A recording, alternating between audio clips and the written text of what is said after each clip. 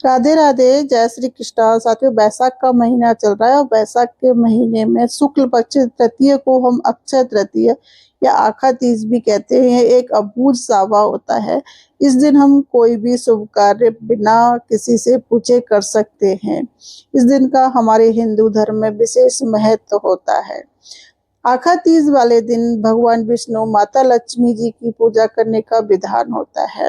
हमारे भारत के आराध्य देव है श्री कृष्ण भगवान। तो ऐसा माना जाता है कि आखा तीज वाले दिन श्री कृष्ण भगवान के चरणों के दर्शन करना बहुत ही शुभ होता है।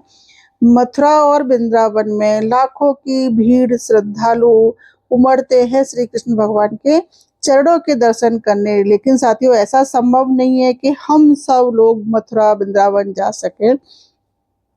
तो ऐसे में आप अपने घर में विराजमान लड्डू गोपाल जी के चरणों के दर्शन कर सकते हैं। किस तरह से आप लड्डू गोपाल जी को स्नान कराएं, किस तरह से लड्डू गोपाल जी को चंदन से बांधे, किस तरह से लड्डू गोपाल जी के पैरों की दर्शन करने हैं, किस तरह से लड्डू गोपाल जी के चरणों में चंदन लगाना है, पायजे पहनाना है, ये सब जानेंगे हम आगे वीडियो में। साथियों, 2025 में आका 30 अप्रैल बुधवार की है और ये एक अबूझ सावा है। इस दिन दान पुण्य करने का बहुत ही महत्व होता है। पंचामृत अभिषेक कराने के लिए हम गंगा जल लेंगे। तो सबसे पहले हम एक पात्र में गंगा जल डालेंगे और फिर उसमें हम जल डालेंगे। ऐसा कहा जाता है कि हम पहले गंगा जल डाल के उसमें जल डालते हैं तो वो गंगा जल बन जाता है, और हम जल में गंगा जल मिलाते हैं तो कई लोग कहते हैं कि वो जल रहता है, गंगा जल नहीं बनता है। तो इसलिए हम गंगा जल हमेशा पहले डालें फिर जल। यहाँ मैंने दही लिया है और शहद लिया है और ये दूध लिया है। तो दूध हमें गाय का लेना चाहिए और कच्चा दूध लेना चाहिए, हमें उबाल के नहीं लेना है। और फूल भी चाहिए लड्डू गोपाल जी की सेवा के लिए। तो हमने जो गार्डन में फूल थे वो तोड़ लिए। यहाँ पर मैंने लड्डू गोपाल जी को फूलों का आसन देके विराजमान कर दिया है। तो अब सबसे पहले मैं लड्डू गोपाल जी को गंगा जल वाले जल से स्नान कराऊंगी, उनके चरणों पे, हाथों पे, और उनको जल से स्नान करा दूंगी। उसके बाद जो मैंने गाय का कच्चा दूध लिया था उससे हम लड्डू गोपाल जी को स्नान कराएंगे।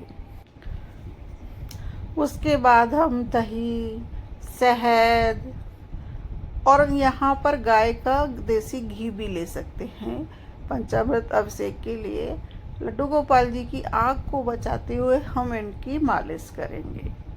तो साथियों, अगर हम पंचामृत अभिषेक नहीं करा पाते हैं लड्डू गोपाल जी को, तो हम जल से और दूध से भी स्नान करा सकते हैं लड्डू गोपाल जी को। और लड्डू गोपाल जी को हम चंदन लगा के फिर स्नान करा सकते हैं। और जल में हम गुलाब जल डाल के भी लड्डू गोपाल जी को स्नान करा सकते हैं। और जल में कई लोग चंदन डाल के भी लड्डू गोपाल जी को स्नान कराते हैं। तो देखो, मेरे लड्डू गोपाल जी का पंचामृत अभिषेक हो गया है। इस तरह से हमने लड्डू गोपाल जी का पंचामृत अभिषेक करते हैं। तो देखो, लड्डू गोपाल जी भी हमारे चमक जाते हैं सोने की जैसे। तो हमें लड्डू गोपाल जी का पंचामृत अभिषेक भी करते रहना चाहिए।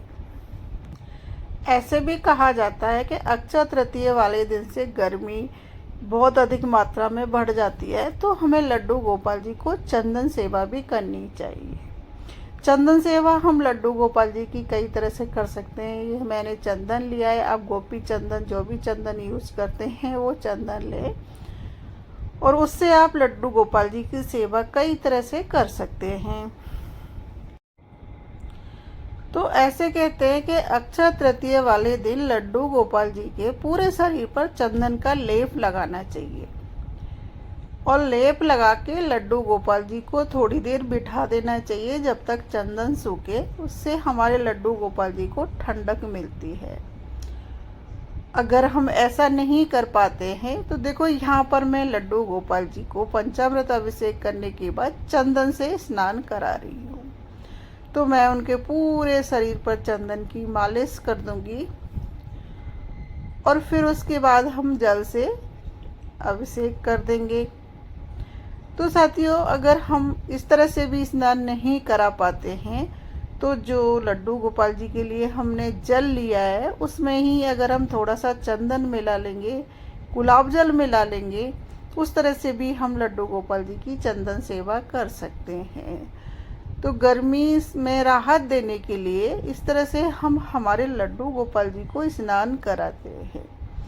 सर्दियों में तो हम लड्डू गोपाल जी को फटाफट से स्नान कराते हैं और गर्मियों में हम थोड़ी देर ज़्यादा लड्डू गोपाल जी को स्नान कराते हैं।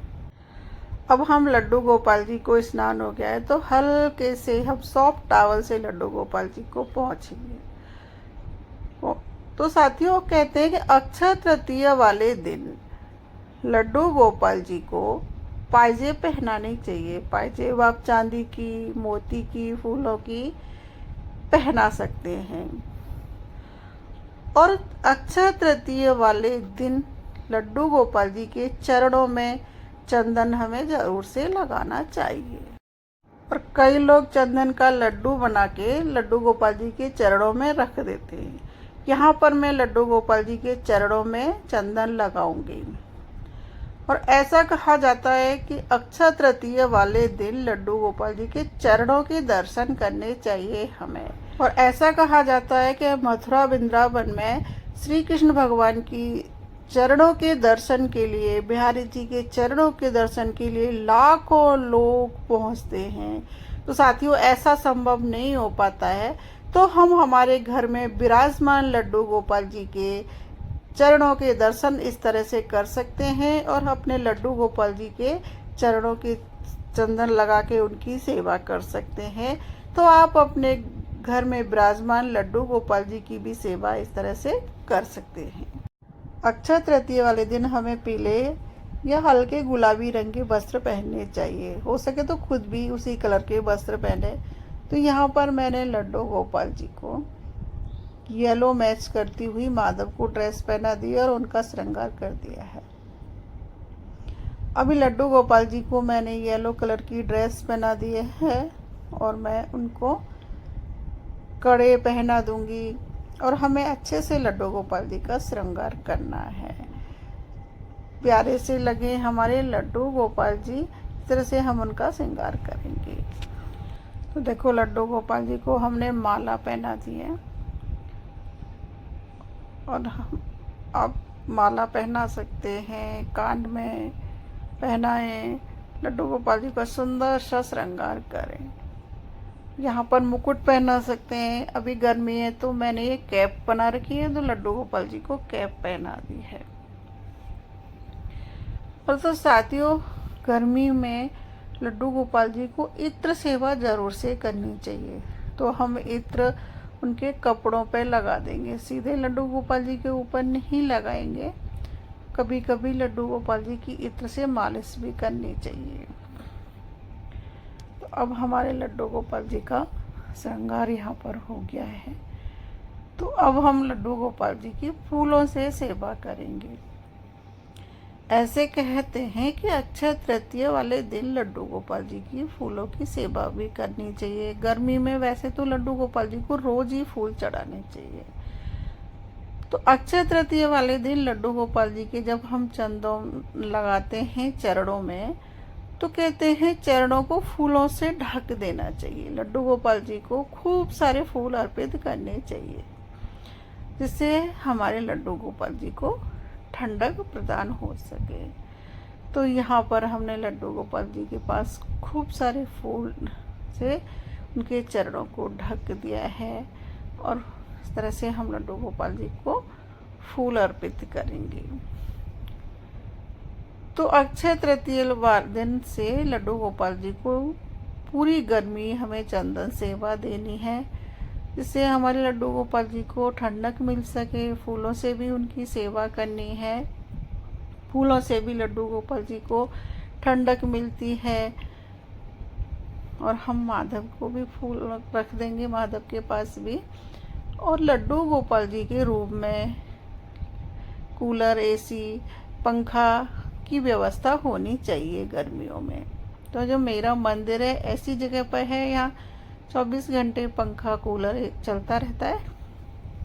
तो मैं अलग से कोई पंखा कूलर नहीं रखती हूँ लड्डू गोपाल जी के लिए, वो बड़ा ही चलता रहता है उस रूम में, तो हमारे लड्डू गोपाल जी को भी ठंडक मिलती रहती है।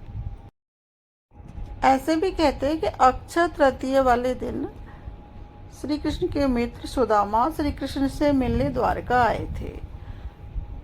तो आज के दिन हम श्री कृष्ण भगवान की पूजा मित्र भाव से करते हैं, तो उसका भी हमें अधिक लाभ मिलता है।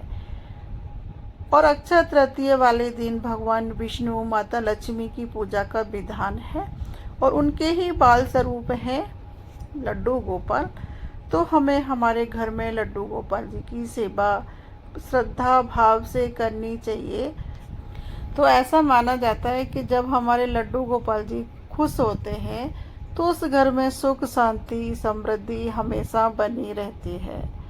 और जिस घर में लड्डू गोपाल जी की सेवा भक्ति भाव के साथ की जाती है और वह प्रसन्न रहते हैं, उस घर में हमेशा सकारात्मक ऊर्जा का वास होता है, नकारात्मक ऊर्जा दूर रहती है उस घर से। तो साथियों, हमें चंदन का प्रयोग अक्षय तृतीया वाले दिन ज़्यादा करना है। तो अब हम लड्डू गोपाल जी के चंदन लगा देंगे, तिलक लगा देंगे। जैसे आप लड्डू गोपाल जी के गालों पे भी चंदन लगा सकते हैं, माथे पे भी चंदन लगा सकते हैं, हाथों पे भी चंदन का लेप कर सकते हैं, ताकि लड्डू गोपाल जी को अधिक से अधिक ठंडक मिल सके। यहाँ पर मैंने लड्डू और माधव के चंदन लगा दिया है, देखो कितने खुश लग रहे दोनों, और उनका फूलों से श्रृंगार कर दिया है। तो उसके बाद हम लड्डू गोपाल जी को आरती भी करेंगे, भोग भी लगाएंगे। देखो यहाँ पर मैंने लड्डू को बांसुरी देना तो भूल ही गई, मैं माधव को तो दे दी थी, तो अभी मुझे याद आया कि मैंने लड्डू को बांसुरी नहीं दी है, तो हमें बंसी तो उनको ज़रूर दे देनी है। तो कितने से प्यारे लग रहे हैं हमारे लड्डू गोपाल जी। तो अब हमारे लड्डू गोपाल जी का स्नान हो गया है, तो मैं लड्डू गोपाल जी के लिए जल भर के रख देती हूँ दिन भर। इस जल को हमें दिन में 1-2 बार चेंज कर देना चाहिए। जब हमारे लड्डू गोपाल जी का स्नान हो जाता है तो मैं सबसे पहले दूध का ही भोग लगाती हूँ, और दूध हमें ठंडा लेना चाहिए, गाय का दूध हो तो बहुत अच्छा है, और इसमें हम मिश्री ऐड कर देंगे। कभी भी लड्डू गोपाल जी को बिना मीठे के दूध का भोग नहीं लगाना चाहिए, और मैंने उसमें तुलसी दल डाल दिया है। तुलसी के बिना लड्डू गोपाल जी का भोग अधूरा माना जाता है। और हम एक घी का दीपक जला के लड्डू गोपाल जी की आरती कर देंगे। आरती आप जो करते हैं, लड्डू गोपाल जी की आरती करते हैं, ओम जग जगदीश आरती करते हैं, वो कर दें। आरती कर दी मैंने यहाँ पर लड्डू गोपाल जी की, और देखो मैं लड्डू गोपाल जी से हाथ जोड़ के प्रार्थना कर ली कि अगर आपकी सेवा में कोई कमी रह गई हो तो हमें माफ़ कर दें। हम क्षमा चाहते हैं अगर हमसे आपकी सेवा में कोई कमी रह गई है तो साथियों, आपको मेरा ये वीडियो कैसा लगा, मेरे प्यारे से लड्डू गोपाल जी आपको कैसे लगे, कमेंट बॉक्स में ज़रूर से बताना। अगर आपको मेरा ये वीडियो अच्छा लगा हो तो मेरे चैनल को लाइक करना, शेयर करना, और कमेंट बॉक्स में राधे राधे जय श्री कृष्णा हरे कृष्णा ज़रूर से लिखना। हरे कृष्णा राधे राधे।